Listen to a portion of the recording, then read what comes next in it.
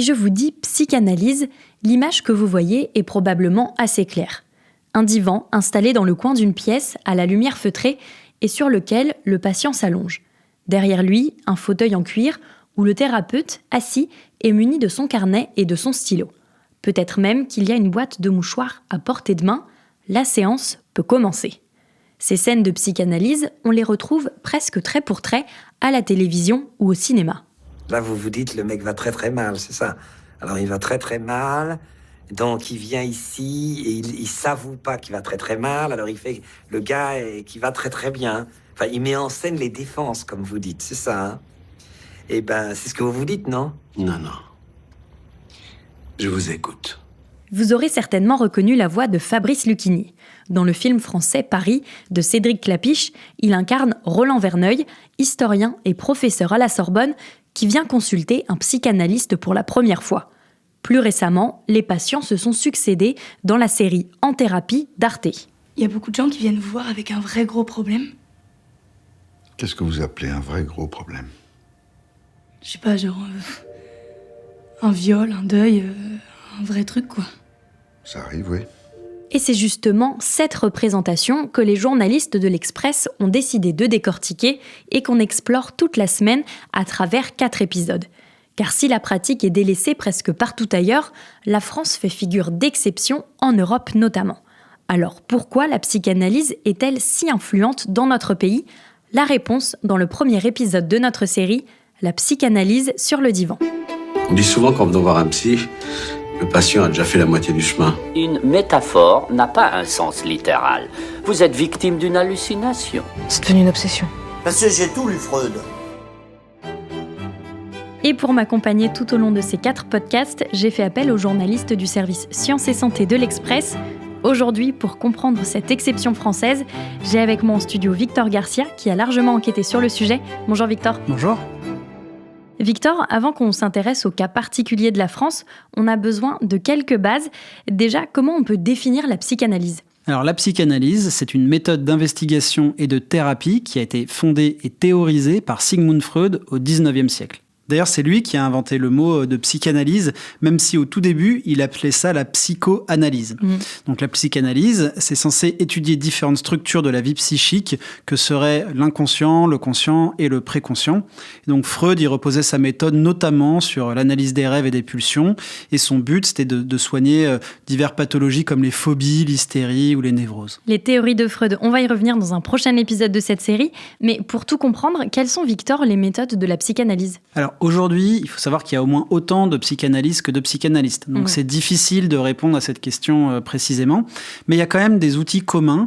Il y a principalement l'écoute du patient qui peut s'allonger sur le fameux divan s'il veut. Et le plus souvent, le psychanalyste, lui, il va rester silencieux.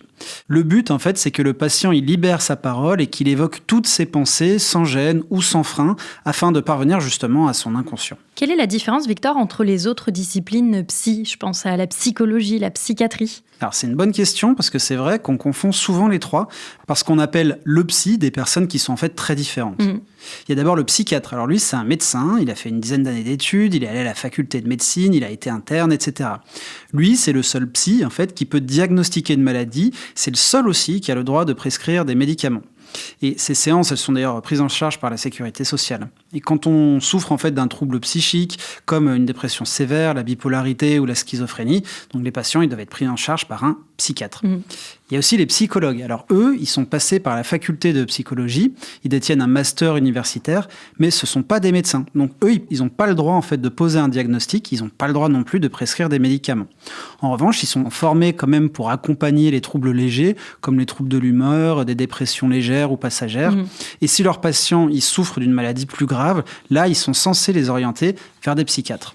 Et enfin, il y a la psychanalyse. En fait, ça, il faut la voir en fait comme une espèce de courant de pensée, presque une sorte de philosophie que certains psychiatres ou psychologues peuvent adopter et qui vont être formés en fait avec cette approche. Mais donc il existe d'autres approches. Oui, alors il y a aussi ce qu'on appelle les TCC, les thérapies cognitivo-comportementales ou la thérapie interpersonnelle. Donc ça, ce sont des méthodes que les psychiatres ou les psychologues peuvent utiliser. Et en fait, c'est des méthodes qui permettent d'avoir toute une série d'outils.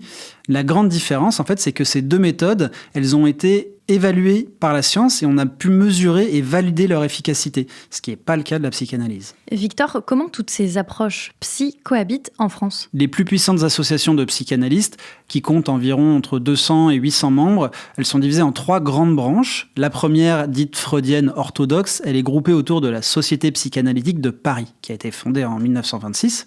Et une deuxième branche où se retrouvent tous les partisans d'une autre grande figure de la psychanalyse, Jacques Lacan.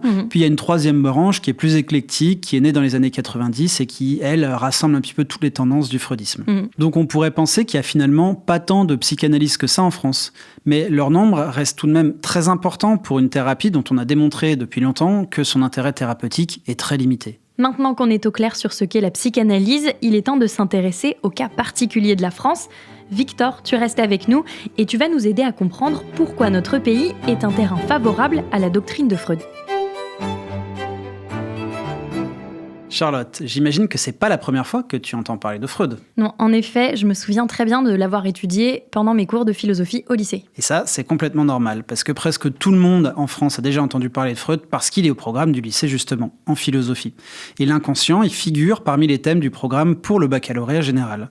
Et ça, c'est d'ailleurs une des raisons qui explique qu'on est si réceptif au discours psychanalytique en France. Victor, pourquoi la psychanalyse persiste historiquement chez nous ? Alors depuis les années 1960, la France, elle est le pays d'Europe où le freudisme s'est le plus largement diffusé et le nombre de psychanalystes par habitant y est beaucoup plus élevé qu'ailleurs. Et ça, c'est une exception qu'on doit en partie, même en grande partie, au psychanalyste Jacques Lacan. Lui, c'est un héritier des théories de Freud, mais sa particularité, c'est qu'il a pratiqué à partir des années 1950 des séances à durée de plus en plus réduite. Au lieu des 45 ou 50 minutes qui étaient défendues par la psychanalyse internationale, Jacques Lacan, lui, il est passé à 30 minutes. Et puis, le temps de ces analyses, c'est devenu en plus variable. Parfois, c'était 20 minutes, parfois, c'était 10 minutes, parfois, c'était 1 heure. Et ensuite, il a fondé sa propre école. Et là, il a formé des centaines de psychanalystes à très grande vitesse. Ils n'avaient même pas besoin d'être psychologues, même pas besoin d'être médecins. N'importe qui, en fait, grâce à Jacques Lacan, pouvait devenir psychanalyste. Ces derniers, ils ont à leur tour formé d'autres adeptes. Et c'est comme ça qu'on s'est retrouvé avec des milliers de psychanalystes lacaniens sur le marché.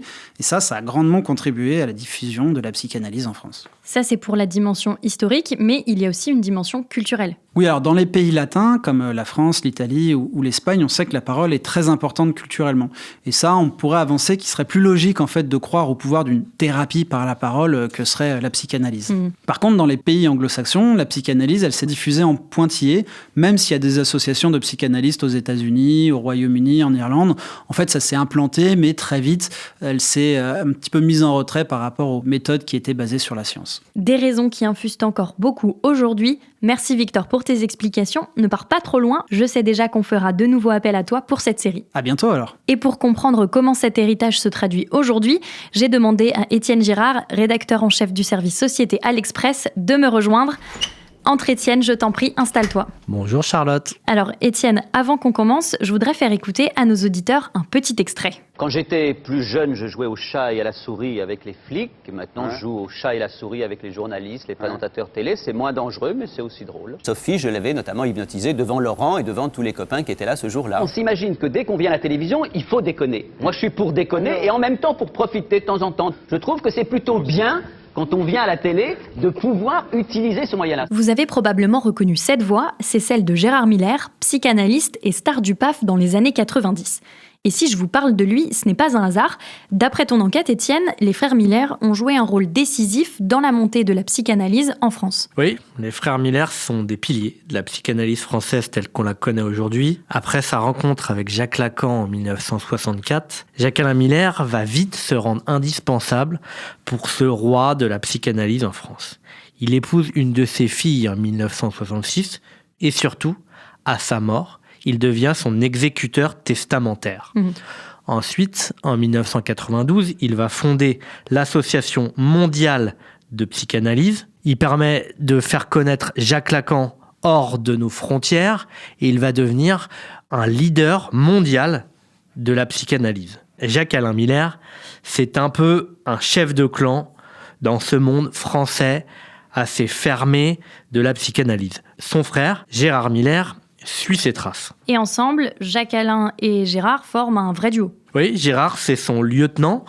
Il monte au front à chaque fois que son frère ou la discipline sont critiqués. À chaque fois qu'il y a des crises au sein de l'association de Jacques-Alain Miller, Gérard Miller est là, à la tribune, pour aider son frère, voire parfois intimider ses opposants. En clair, Jacques-Alain Miller, c'est le gourou technique. Il connaît toute l'œuvre de Lacan. Et Gérard Miller, c'est son lieutenant, mais surtout un monstre médiatique. Il a longtemps été l'un des chroniqueurs de Laurent Ruquier sur France Inter, Europe 1, France 2. Il écrit pour des journaux, des humoristes. Il est très médiatique, très puissant. Il a du réseau.